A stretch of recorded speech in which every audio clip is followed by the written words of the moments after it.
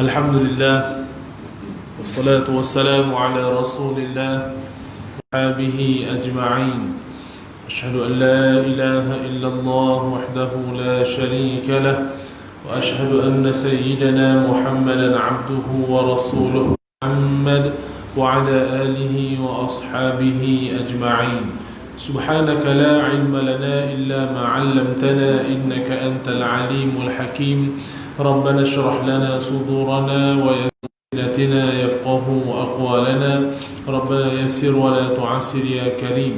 وصلى الله على سيدنا محمد وعلى والحمد لله رب العالمين. Tentu kami syukur kepada Allah Subhanahu wa taala dengan limpah dan izinnya kita bertemu lagi dalam majlis ilmu yang mulia. Allah yang mengimarahkan atau makmurkan rumah Allah Subhanahu wa taala dengan pelbagai aktiviti dalam berjamaahnya, majlis ilmu dan sebagainya. Kita berdoa mohon kepada Allah agar dengan amalan ini Allah Subhanahu wa taala mengiktiraf kita dengan kalangan hamba-Nya yang beriman kepada Allah, beriman pada hari akhirat, yang tidak takut melainkan kepada Allah Subhanahu wa taala wal yaumil akhir. Semuanya orang yang memakmurkan rumah-rumah Allah atau masjid-masjid Allah. Itu kata Allah adalah orang yang Tuan-tuan, perempuan mata Allah sekalian, jadi alhamdulillah kita sambung kembali pengajian kita Kitab Bunyatul Musalli, dan hari ini insya-Allah muka surat yang ke-Mu'minun. Betul kan? Di situ kan? Qad aflahal mu'minun. Baik. Tuan-tuan, perempuan mata Allah sekalian, kita membicarakan tentang ibadah yang paling utama, yang paling besar bagi setiap orang mengaku dirinya beriman dan Islam diutamakan. Dan kita dah bincang sebelum ini tentang kelebihan-kelebihan, tentang kesungguhan Rasulullah dan para sahabatnya menjaga solat dan sebagainya. Dan malam ini kita masuk pula a'udzu billahi minasyaitonir rajim. Qad aflahal mu'minun alladzina hum fi salatihim khashi'un. Qad aflahal mu'minun, maksudnya sesungguhnya berjaya. Siapakah orang beriman yang berjaya ini? Tengok ayat kedua tu. Alladzina hum fi salatihim khashi'un, iaitu mereka yang khusyuk dalam sembahyangnya. Jadi nampak tuan-tuan, Allah sebut berjaya. Dengan janji Allah ini orang beriman tu berjaya. Tapi orang beriman yang macam mana? Orang yang beriman tu adalah orang yang dalam solatnya dia khusyuk. Kunci dia, dia solat, dia jaga solat dan dia khusyuk dalam solatnya. Dengan janji Allah ini insya-Allah yang paling besar kerjaan di akhirat besok, iaitu selamat daripada azab api neraka Allah, dan kita berjaya melangkah masuk ke dalam Subhanahu wa ta'ala. Itu disebutkan dzalikal fawzul azim, kata Allah. Itulah satu kejayaan yang paling hebat, yang paling agung, fawzul azim. Allah menyatakan jadi syarat nak berjaya ni dunia dan akhirat, kuncinya ialah iman kepada Allah dan iman beriman yang khusyuk dalam solatnya. Dalam Al-Quran ada banyak istilah, dalam bahasa Arab banyak najah berjaya juga, faiz berjaya juga. Tapi Allah datang kat sini aflah, al-falah, kejayaan. Lepas tu tuan-tuan dan Allah sekalian, kalau kita hidup ni nak memburu kejayaan, perkara pertama yang kita jaga ialah sembahyang. Jika kita impikan anak-anak kita dan kita lebih lagi mengharapkan kejayaan di akhirat besok, solat adalah kuncinya. Solat dunia manfaat sampai ke akhirat, untuk akhirat. Kalau kita tengok istilah khusyuk ni tuan-tuan, dia khusyuk ni ada dua. Satu khusyuk anggota, kedua khusyuk. Tak boleh kita kata khusyuk anggota ni sembahyangnya dengan nampak macam boleh tumpuan lah, tak bergerak, nampak tunduk, melayang tak ke mana. Itu bukan khusyuk. Atau orang kata pula, aku nampak je sempoi sembahyang ni, laju semacam, tapi hati aku khusyuk ni. Hati aku penting daripada perbuatan, dia kata. Pun anggota zahir dan anggota batin. Betul zahir, betul batin, khusyuk lah namanya. Tapi kalau salah satu saja, tidak bergabung antara dua, itu bukan khusyuk. Luar tak khusyuk. Antaranya apa? Perbuatan solat dia tak ada ilmu sebenarnya tak. Dia hanya buat ikut-ikut orang. Lalu ada tamakninah yang tertinggal. Hati ingat Tuhan ni, memang Allah sepenuhnya, dia kata Allah. Banyak cacat celanya. Maka itu sebenarnya tak sempurna, nak khusyuk. Kata macam mana? Itu contohlah. Apatah lagi orang yang hatinya tak ke mana ketika solat. Jadi khusyuk adalah gabungan antara dua. Jadi orang berjaya yang khusyuknya ialah zahir dan batin. Betul ada hadis yang Nabi cerita tentang tengok seorang lelaki yang solat, tangan dia macam solat dia tu banyak pergerakan dalam solat lah. Jadi kalau khusyuk hatinya, khusyuk ni. Baik. Cuba tengok nota kaki nombor 5 bawah tu. Kelebihan khusyuk dalam solat ni apa dia? Yang pertama, apa dia? Orang ini memang solatnya itu dia menghadap kepada Allah Subhanahu wa taala sepenuhnya. Dia letak ingatannya hanya kepada Allah Subhanahu wa taala. Mi'rajul mu'min kan? Sembahyang itu adalah mi'raj bagi orang yang beriman. Kalau Nabi mi'raj dengan cara menghadap Allah, kita menghadap Allah dengan cara solat. Yang kedua, solat itu dinilai ingatannya kepada Allah.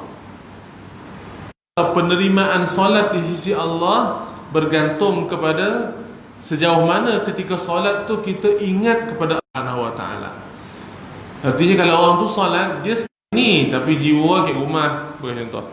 Dia kat sini tapi hati montor-montor nak pergi shopping ke Aeon, bagi contoh. Dia kat sini bikin kojo. Kadang-kadang dia solat pun dia pergi pengalaman entah ke mana. Tu biasa begitu tu. Biasa macam tu kan. Bila kita ada masalah ni, kadang-kadang solat kita itu hanya perbuatan zahir, tapi hati kita entah ke mana. Kadang-kadang bila tersedar, rakaat berapa dah ni? Aku baca tak Fatihah tadi. Kadang berjemaah dah ni, berjemaah dah. Di belakang, imam dah nak habis surah dah ni, aku baca tak Fatihah tadi. Itu antara tanda apa? Masa semayang mengelamun lah tu. Tak ke mana pergi ketika semayang. Allah Subhanahu wa taala sepanjang dia mengerjakan solat tersebut. Artinya fokus ingat Allah Subhanahu wa taala. Kalau tuan-tuan baca Qadhatul Mu'minin, di sana ada cerita tentang perbuatan solat satu persatu beri depan Allah, kita sujud, kita rukuk, kita letak kepala kita ke bawah, satu penghinaan untuk kita muliakan Allah. Kalau kita baca yang itu, kita akan berasa, ini caranya berdiri tu, ingat berdiri di hadapan Allah yang maha agung, yang boleh membalas kita ni semua hak Allah. Allah boleh buat apa dalam hidup kita, cabut keberdirinya kita tu, berdirilah keadaan apa? Takut Allah Subhanahu wa taala. Diri dengan diri kita rasa kita berdiri berhadapan dengan Allah yang maha agung. Begitu. Rasa takut, rasa nak bergorak pun rasa apa? Tu yang khusyuk ni. Ini sembahyang kejap garu-garu, kejap buka, kejap tengok telefon, kejap tengok jam. Tu entahlah tu.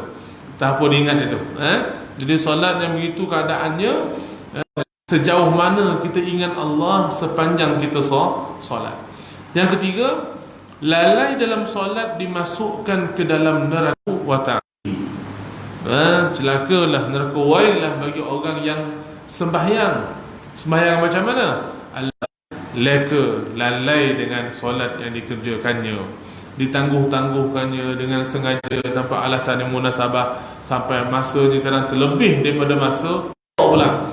Ini orang yang solat lalai dengan solatnya, maka tempatnya dalam neraka Allah Subhanahu wa taala.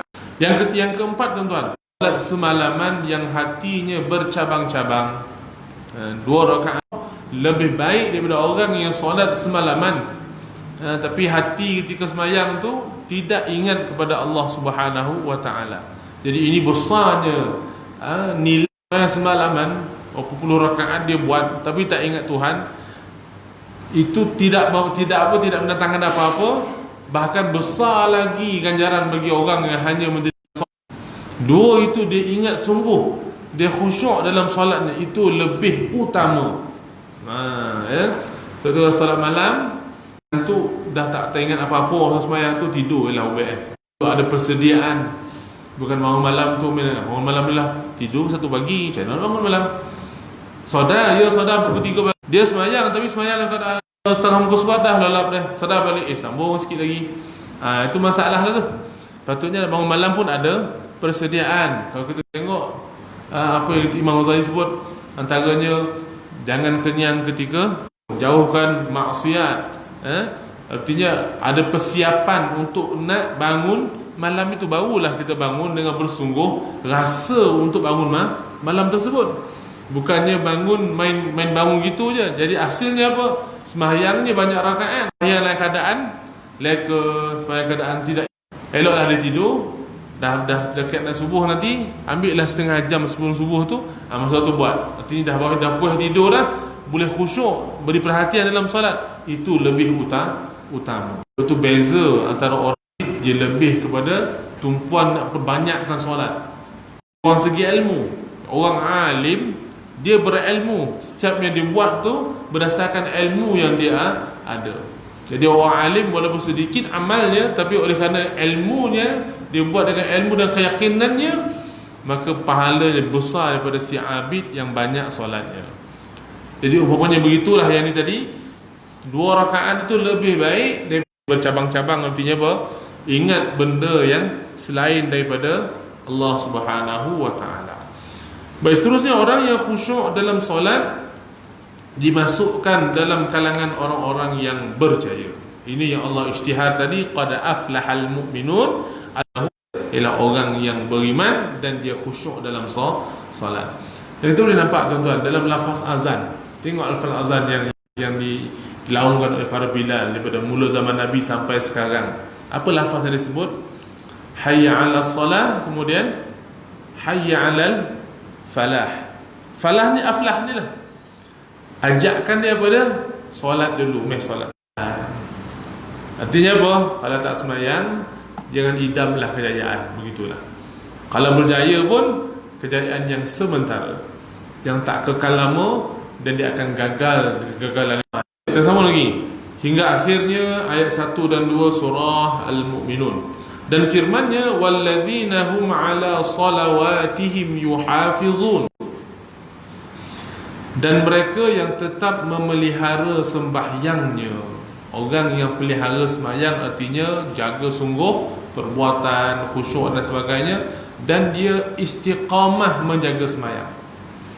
Istiqamah tu sebulan tak buat, tu tak ada guna lah. Orang yang jaga solat ni jaga sungguh perbuatan dan dia jaga solat secara istiqamah. Walladzina hum ala salawatihim ana khuliqa halu'a. Seterusnya tu ya, idza massahu syarru jazua wa idza massahu alkhairu manu'a illal musallin alladzina hum ala salatihim daimun. 19 hingga 23. Tengok apa yang Allah nak sebut dalam ayat ini. Yang pertama, Allah kata innal insan khuliqan bersifat keluh, kesah lagi kikir. Artinya manusia ni sifat semula jadinya keluh kesah, menghalang, tak suka memberi. Itu memang sifat semula jadi manusia. Suka risau. Kan kadang-kadang ada orang yang risau pun ada. Saya jumpa ada orang risau tempat rasas ni, dia takut nak tidur, takut tidur tak bangun-bangun, dan teruk lagi sampai jantung dia jadi tak normal. Dia pun jantung, akhir badan dia tak sihat, dia jadi makin kurus, makin menangis. Punca takut tidur, kalau tidur tak bangun lagi. Ada juga orang macam tu, tuan-tuan. Jadi benda apa maksudnya? Dia tu menjangkau lebih nyawa kita ni ketentuan Allah Subhanahu wa ta'ala. Itu pula orang beriman ni. Orang beriman dia pegang yang itu. Masa ajal kita semua Allah dah tentu. Cara mati kita semua Allah dah beritahu. Dan Allah dah apa? Lengkap dah perjalanan hidup kita ni. Jadi kita beriman bila fikir macam tu, nak apa risau apa? Tak tidur je lah. Kalau Allah tak dia menentu tidur kita mati, sebelum tidur mengucaplah tu. Buatlah amalan apa tu sebelum tidur. Biar itu orang beriman, maka dia akan tidur dengan tenang. Tapi ada orang yang jenis itu, dan memang itu pun kejadian manusia, jenis yang halu'a, keluh kesah. lagi kikir. Idza massahu syarru jazua. Ni memang semula jadi juga ni. Bila timbul musibah, kepayahan dalam hidup, akan jadi apa? Jadi sosak dada lah. Ibaratnya kalau orang tulis surat fitnah lah, surat tu surat fitnah, tuduh kita yang bukan-bukan, yang melampau-lampau ni. Kali pertama kita baca surat tu, apa rasa kita? Perasaan kita rasa risau, kita rasa tak tentu arah lah, istilahnya tak tentu arah. Inilah antaranya keluh kesahan. Timbul satu musibah, keluh kesah. Contohnya doktor begitu, akan kena rawatan hemodialisis, por contoh. Buah pinggang tuan fungsinya semakin, kan buah pinggang tuan bermasalah. Maka kita yang tak selera nak makan, nak buat apa sebab tak kono, tidur pun tak boleh nak lolap, mengenang nanti kena dialisis seminggu 3 kali, sekali buat tu 4 jam. Keluh kesah. Itu memang manusia semula jadinya begitu. Baik. Wa idza dan dapat kebaikan, kedakut pula. Contoh begitulah. Dapat nikmat yang banyak dan dia tak berasa nak bagi nikmat tu kongsi dengan orang lain. Itu antara sifat semula jadi. Ini siapa cerita ni? Allah yang cerita ni. Sebab pencipta yang menceritakan tentang ciptaannya, maka sudah pastilah dia maha mengetahui sifat manusia. Dia susah nak pergi orang lain. Baik. Kecuali tengok, illal musallin, kecuali orang-orang yang mengerjakan solat. Inilah istimewanya orang sembahyang. Orang sembahyang berhadapan dengan Allah, dia sedang bicara dengan Tuhan, dia mengadu kepada Allah Subhanahu Wa Taala, dia berasa suara hatinya didengar oleh Allah, dia rasa hidup dia ini memang semua di bawah kawal seliaan Allah. Sebaliknya, kalau baik itu ada sesuatu yang Allah nak kurnia pada dia, maka dia akan rasa apa? Tenang. Suatu orang yang sembahyang, dia bila sembahyang ni, cara nak selesai masalah sembahyang, bukan type kat Facebook, bukan kongsi dengan kawan-kawan di Instagram, saya ada masalah laki bini, isteri saya tak dengar cakap, suami saya jadi pemalas. Jadi masalah yang lain akan timbul nanti. Tapi tempat dan medan jadi bila dalam solat. Jadi sembahyanglah bersungguh-sungguh. Bila ada masalah, patutnya lagi kuat khusyuknya kita kepada mengadu kepada Allah yang dia berkuasa. Dia boleh bolak-balik hati manusia. Contoh kita susah hati, orang tak bayar hutang kat kita. Hidup mewah, tapi hutang kita 1,000 tak bayar. Pergi melancong luar negara, rumah besar, kereta besar, hutang kita sikit pun tak bayar. Dia nak pergi belajar, duit tak cukup. Dan tahu hutang kita, hidup dia senang, sengaja tak nak bayar hutang. Kita rasa apa? Allah, duka cita. Duka cita lah. Bila kita mengadu kepada Allah Subhanahu Wa Taala, Allah boleh. Hari ini dia tak nak bayar, dengan mengadu kepada Allah, Allah putar hati manusia sikit, esok dia datang nak tambah bayar. Kuasa siapa? Allah. Suatu doa, Allahumma ya muqallib dinik wa ta'atik, atas agama kamu dan ketaatan kepadamu ya Allah. Jadi penyelesaian yang paling baik. Sebab tu kita dengan solat. Kalau manusia kita ngadu ke orang, pergi pejabat dia, jumpa dia, tempat-tempat yang dia suka jumpa dia, jumpa Allah, masa dan tempat Allah suka ialah dalam solat. Lepas solat mengadulah kepada Allah. Allah Maha memahami.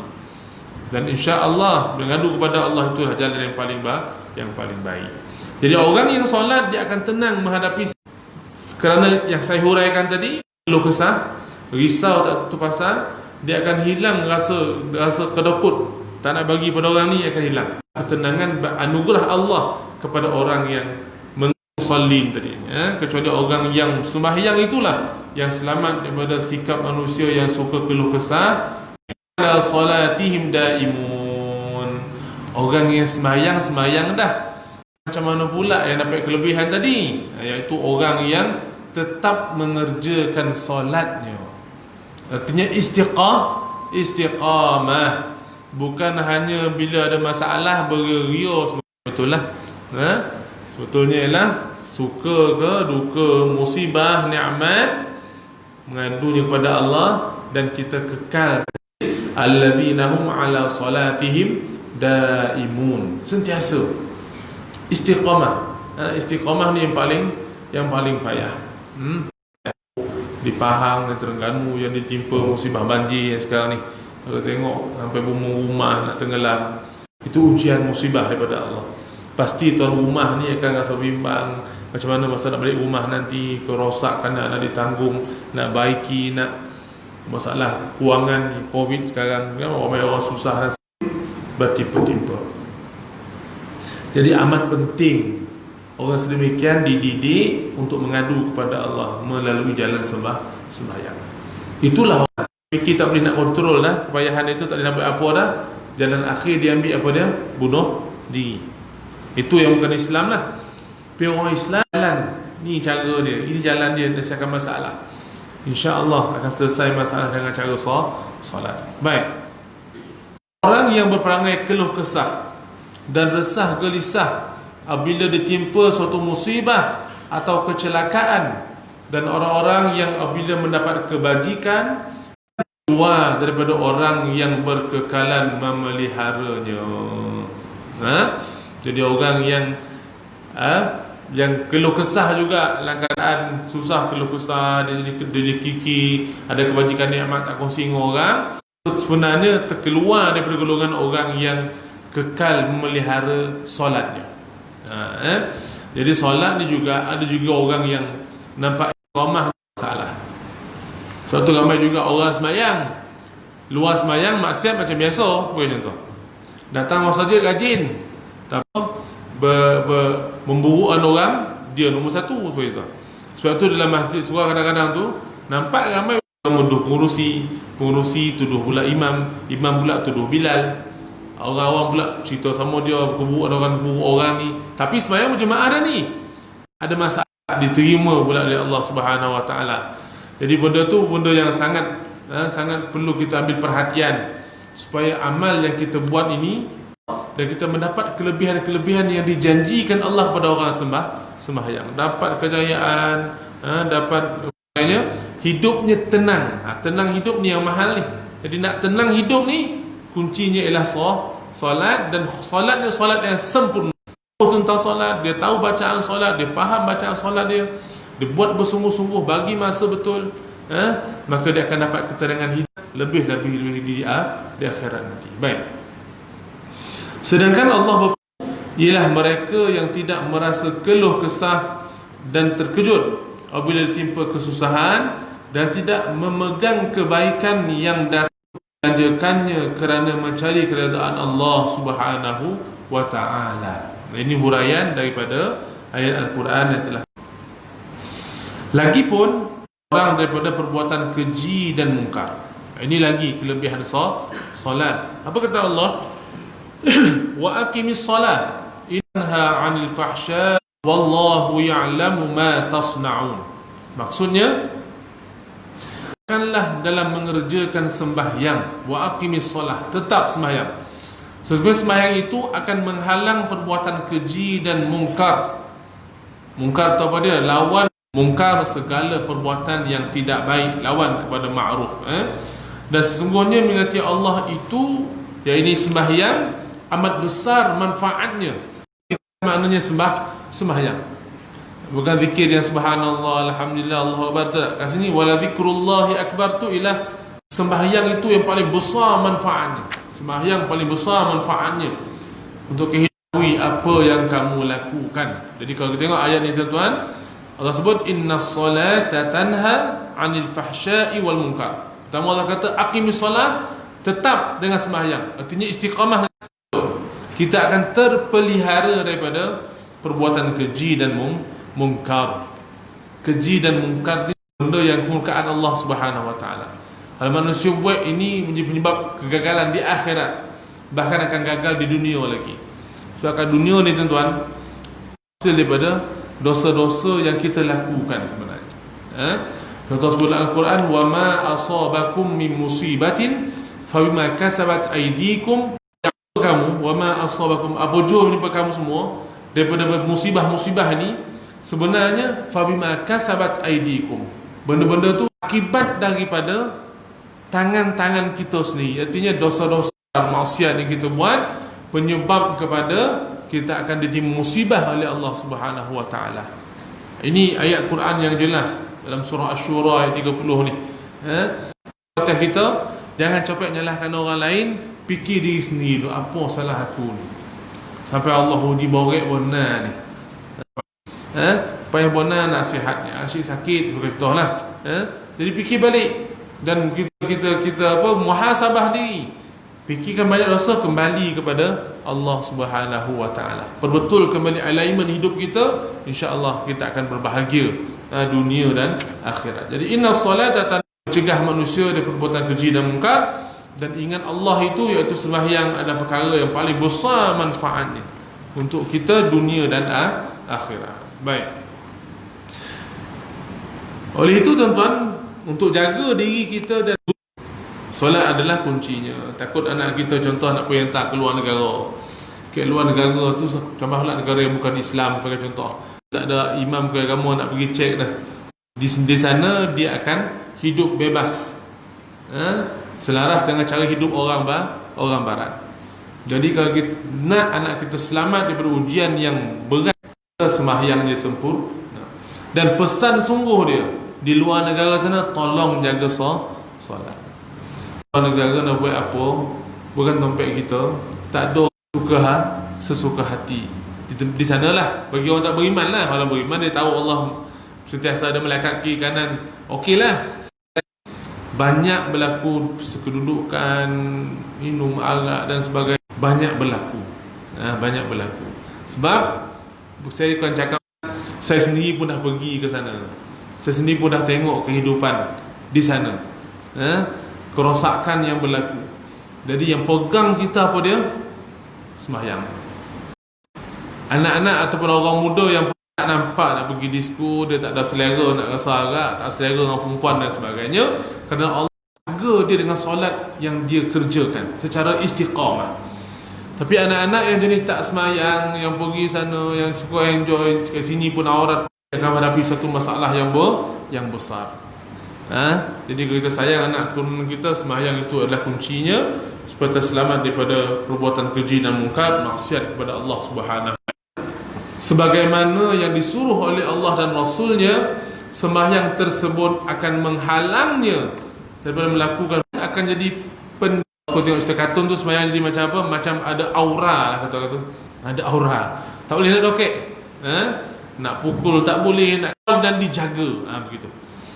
Sampai satu tahap hati dia tak teringin pun nak pergi. Sampai tempat disko nak bersukoria, tak teringin, tak suka, tak ada selera. Itu sampai tahap begitu tu. Itu yang paling baik. Sebab ada orang hati tu nak, ada juga.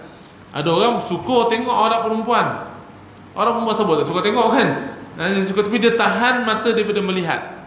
Itu kan. Yang satu lagi ni haram ni rasa tak mau dia. Begitu. Nak ambil duit haram ni, tak jadi dia nak ambil. Error dia. Dia takut ambil kan, dia risau. Fikir akhirat, dosa pahala, selagi simpan duit ni masalah. Dia tak ambil. Bagi contoh, solat yang istiqamah. Solat yang istiqamah, Allah akan pelihara. Ini janji Allah Subhanahu Wa Taala, bukan janji saya, bukan janji tuan kitab ni, tapi janji Allah Subhanahu Wa Taala. Sembahyang kunci aflahal mu'minun, berjayanya orang beriman yang khusyuk dalam solat, yang jaga solat, yang solat secara istiqamah dia, dan dia akan terselamat daripada ujian-ujian yang akan merosakkan agamanya. Baik, seterusnya tuan-tuan, ada sikit lagi Dah isyak dah ke? Kita dah tajuk sikit ni. Isyak dah sebentar lagi. Sikit lagi lah. Cara sabda, sallu kama ra'aitumuni usalli. Bersembahyanglah seperti mana kamu melihat aku sembahyang. Okey, itu alaihi wasallam. Jadi kita termasuklah cara sembahyang. Kita habiskan nota kaki nombor 7 tu. Qa'imin hadzuhu min salatihi at-ta'abu wan nasab. Itu kat kita